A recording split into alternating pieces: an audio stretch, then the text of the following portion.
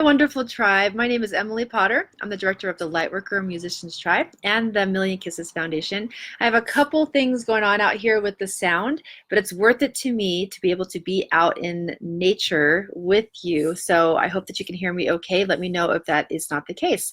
So I was talking to some of my clients recently about this, so I thought I'd bring this up for everyone in the tribe. Do you want to know the #1 tip that will support you to thrive as a professional musician? So the reason why this came up is because my clients were talking about how they felt guilty that they're not doing it right. So they are all at different levels of what they're doing in pursuing the endeavor of being a professional musician. And it didn't matter what they had done so far, it wasn't enough. It's supposed to look different because we have this idea of what a professional musician should look like. So this is a tip for you. If you're looking to be a professional musician and you don't know if you're doing enough, if you don't know what it's supposed to look like, here is the #1 tip I have for you. And the reason why this is so important to talk about is because if you do not actually apply this tip, then you're going to always stay stuck in the energy that you're not good enough, you're not enough at all. And even if you are actually living as a professional musician, you're still not enough. It's not enough. You're not content. Now, I'm all about you continuing to improve and expand. That's different.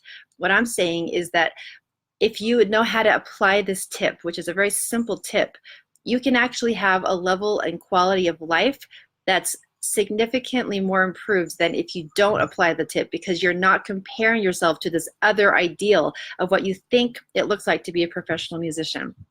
So I'm going to give you 3 examples of 3 different people, musicians, who are being professional musicians. And I'm going to do this to illustrate how different they are. And then I'm going to tell you the solution. So one of the musicians that I work with, she works on a farm. So she has farm work going on. And during the day she's doing that, and she's working in the community.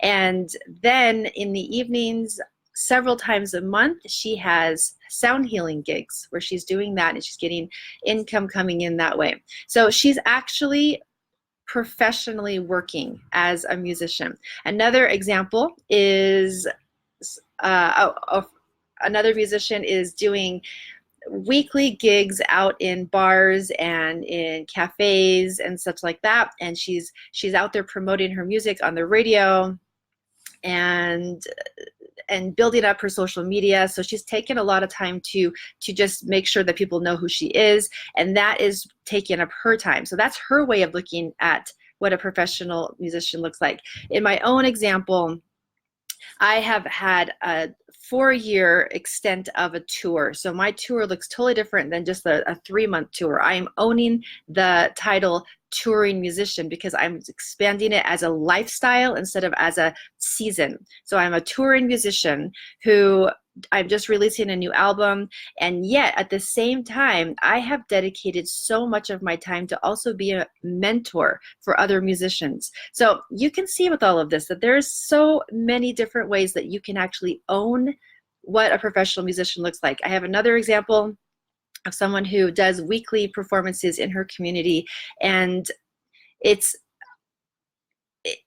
with a band or solo. It's just I want to give you these ideas because every single one of these people are professional musicians. So we get hung up on that word because we have this idea of what it's supposed to look like, and when we get to that one point, then we can quit our job.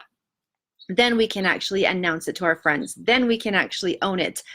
And until then, we have to hide ourselves. We have to not live into the reality or own the title of professional musician, and that is erroneous. So here's something that I want you to consider if this is something that you're struggling with. The #1 tip is to squash the myth. Squash the myth that being a professional is supposed to look a certain way. This is going to really be useful for you on your musical journey.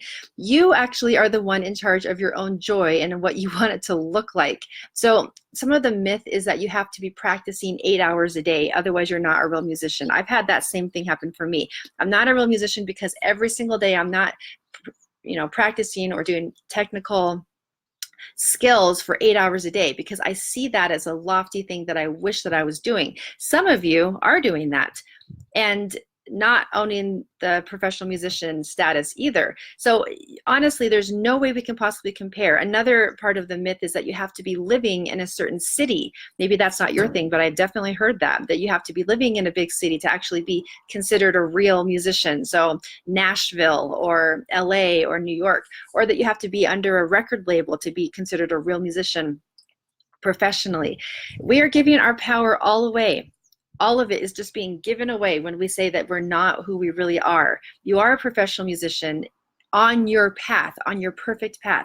So the tip is to squash the myth, tribe. Squash the myth, especially, we're going to do another video another time about this, but squash it, because it's actually not even a real power out there. At the same time that you are the most powerful, you are the most powerful entity that possibly can be, especially in the new world that we're creating. So one of the most important things that goes along with this is that no matter where you are as a musician, no matter what professional level you're at, whether you're getting money coming in, whether you're just getting your name out there, whether you're just learning how to even, get on a stage for the first time, wherever you are, I want you to get this as your foundational root of being a musician. It's always about the one-on-one connection. Even when you have 600,000 people in your audience, it's always about the one-to-one connection. So instead of staying in that place of, I'm not a professional musician because I don't have a humongous fan base, or I'm not professional because I don't have anybody asking me to come open for them, anything like that, it's always about the one-on-one, always. And so that's the solution to this. So that when you actually are performing one-to-one, you're having that heart-centered relationship with one person listening. This is what the whole connection of music is, because even if there's 600,000 people in your audience, it's always about one going home and having an experience and feeling changed because of you. And that person has their energy ripple and affects the people around them.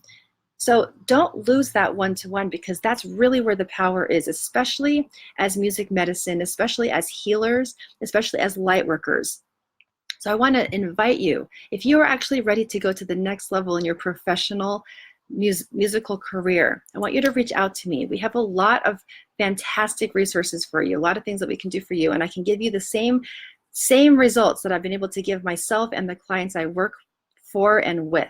So those of you who are ready to alter and shift and change your relationship with what it means to be professional, I'm excited to work with you. This is a new level of accountability when those of you who are ready to actually expand into truly being a professional musician in the way that you are coming into the world, not the way that other people are, owning it to a very deep extent.